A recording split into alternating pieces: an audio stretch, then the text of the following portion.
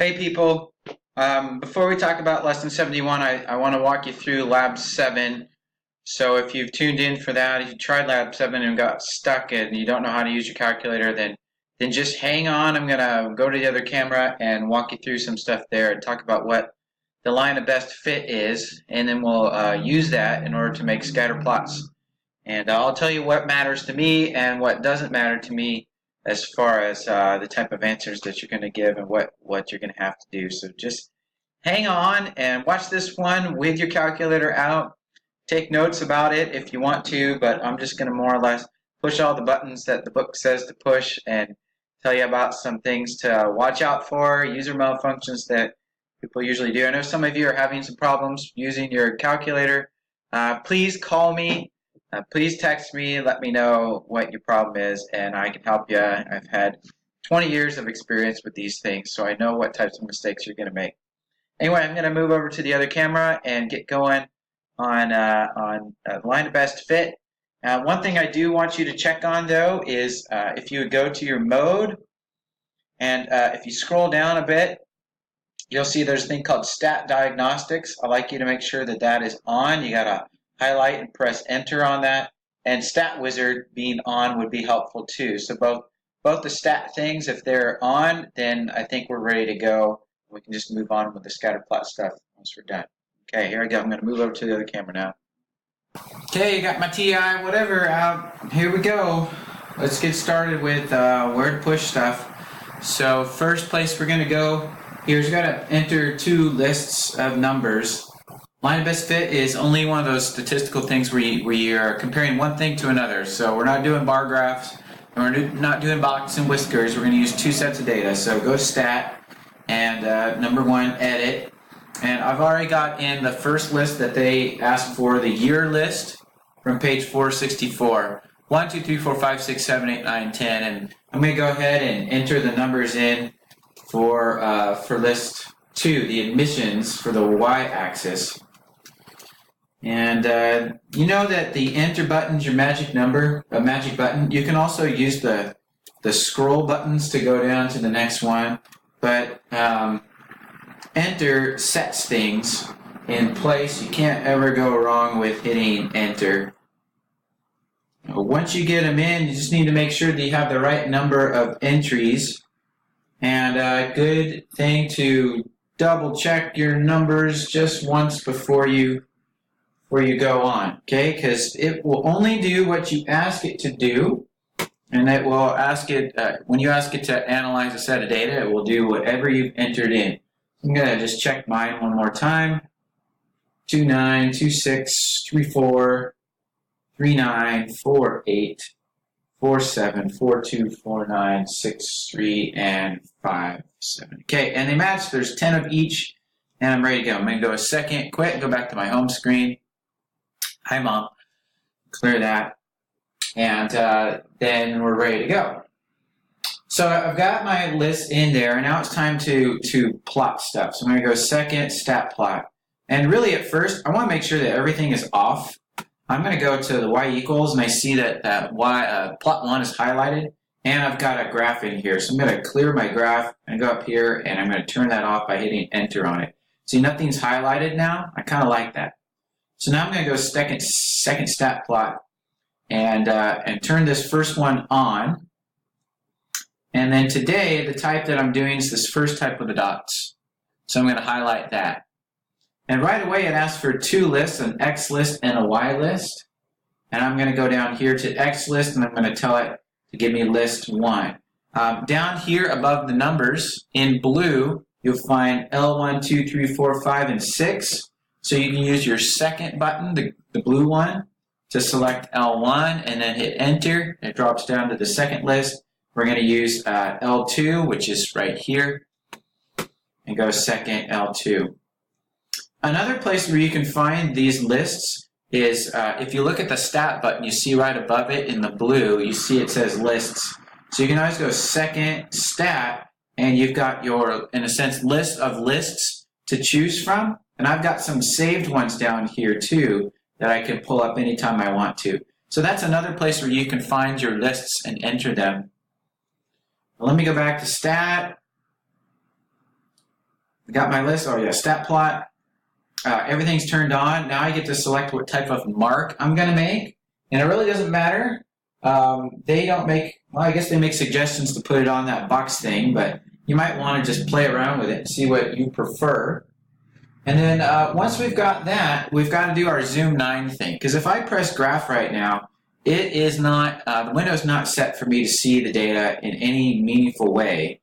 So I'm going to go zoom 9 and it'll lay the numbers out in a different way. I can check that window and see what the dimensions are here. That it's basically from 0 to about 11. And on the Y, it's about 1 up to 1.5 or so, 1.2 to 1.7. That's fine. We don't need to change any of that stuff here because we just need to be able to see all the dots. Okay, now if you've got the 84, then and you've got the stat wizard on, our screen will look different than what the book looks like. So I'm just warning you, it's not going to look exactly the same, though we could do it the same way that the book does it. We're going to go to stat and over to calculate, and we are looking for a linear regression.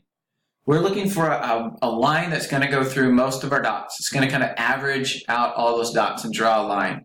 So that's what it is right there in the form ax plus b, which is just the form of a line, mx plus b. So I'm going to choose that, and if you got your stat wizard on, it brings up this thing here. It wants to know what to analyze. So we're going to go in and we're going to remind it that we're using list 1, go second 1, enter, and Y list is list 2, so we go second 2, enter.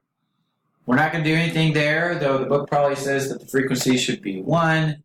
And then, didn't like that. Clear that. Just skip down to store regression equation. We want this thing to graph it when we're all done. So here's what we're going to do. We're going to go to, I think we use our alpha buttons here. Yep, I go alpha trace, and I can just choose out of there Y1, Y2, Y3. So I'm going to choose Y1. And that'll put it into my Y equals when I'm done. It'll just automatically be there. It'll calculate an equation, it'll plunk it in there so I don't have to copy it out. And then you need to make sure that you go down and highlight calculate and hit enter, and it crunches the numbers, and it looks like this. So what this is telling me right here is that those dots, it's going to draw a line through those dots of the form y equals mx plus b or ax plus b, and the equation actually is 0.036x and 1.236. Okay, you see that it's got A and B listed, and then it's got some other stuff there, the R's that we'll talk about in the lesson. And those should be on. If you don't have those, then you didn't turn the diagnostic tools on that I showed you at the very beginning. So let me show you what happened here. I go to y equals, and there's that equation there. I didn't type it in, but it stored it for me. So now I'm just ready to hit graph because I went zoom 9 already, and it will draw what's called the line of best fit through those data points. And you can see that it about half of the dots are above that line, about half of the dots are below that line. So if I trace that line, it gives me a pretty good estimate as to what to expect maybe between these data points, or it could even help me predict what's happening beyond the data points. That's kind of the point of the line of best fit. There's a fairly complicated equation that the calculator uses in order to create that line. It's only been around for about 150 years. Statistics is a pretty new area of math study, but that's what you do. Once you hit trace, your cursor might actually be on those points. The first thing in your X list and the first thing in your Y list, and it'll plot that point. If you use your back and forth arrows, you're just going to scroll from one point to another. And if you want to end up on the line, use your up or down arrows, and you can see that the title here at the top changes to Y1 equals. So now it's on the line. And if you use your arrows again, it'll drop back down to the stat, the plot thing, and tell you which point that you're on right now. So you should do that lab practice on 465. You're just going to go back and clear your lists. Let's show you how to do that. You go Stat and Edit. And then if I don't want this list anymore, I'm going to go up and highlight list 1. I'm going to hit Enter so that cursor's blinking there at the bottom. And then I'm going to hit the clear button. It's kind of scary. It's going to disappear. And then I can hit Enter, and that list is gone. I'm going to go up here and do the same thing. Put the cursor up on list 2, hit Enter. Cursor's down here now. Hit Clear, and hit Enter again, and that list is gone. The other way to do it is to go down here to number 4 and say Clear List, but then you have to tell it which list. And then it says done, and when you go back into Stat and Edit, it's empty. So put in 1, 2, 3, 4, 5, 6 into that first list. Oops. 5, 6.